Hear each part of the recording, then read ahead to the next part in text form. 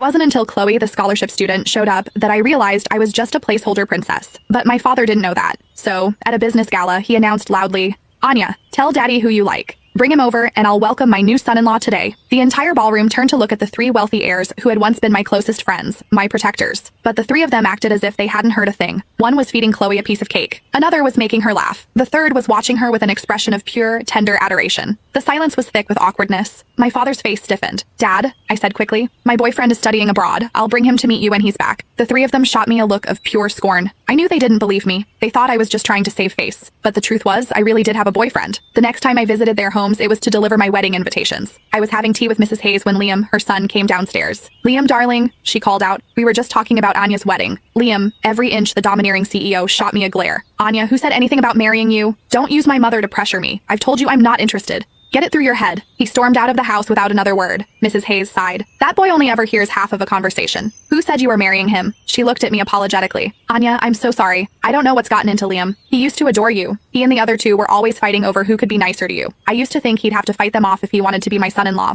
But now," I just smiled and shook my head. "It's fine. You can't force a connection that isn't there. Well, I should get going." "Of course, dear. We'll be at your wedding." From the Hayes estate, I went to the Thorne residence. As the maid was showing me in, Ethan was just ending a call. The moment he saw me, a smirk touched his lips. "Liam just called," he said, walking towards me. "Said you tried to force a marriage proposal at his house and now you're trying your luck with me?" He put on his usual mask of gentle civility. "Anya, I thought we made it clear at the gala. We're not interested in you. We're not going to marry you. You should stop this." I just smiled and nodded, which is why I'm here to deliver my wedding invitation. He froze for a second. Then that mocking smile returned. "Let me guess. You're pulling the same stunt your father did, hoping to corner one of us at the altar so we'll have to play along to avoid a scene? Anya, haven't you learned your lesson? We don't like you, and we won't do anything that might make Chloe misunderstand. You won't be able to invent another fake boyfriend to save yourself this time." I shook my head, about to speak, but his phone rang again. His entire demeanor softened when he saw the caller ID. "Hey, Chloe. Okay, I'll be right there." He hung up and shot me a look that said, "You're on your own," before brushing past me and leaving. It seemed that because of my father's stunt at the gala, they were utterly convinced I was trying to trap one of them into marriage. Fine. They'd find out the truth soon enough.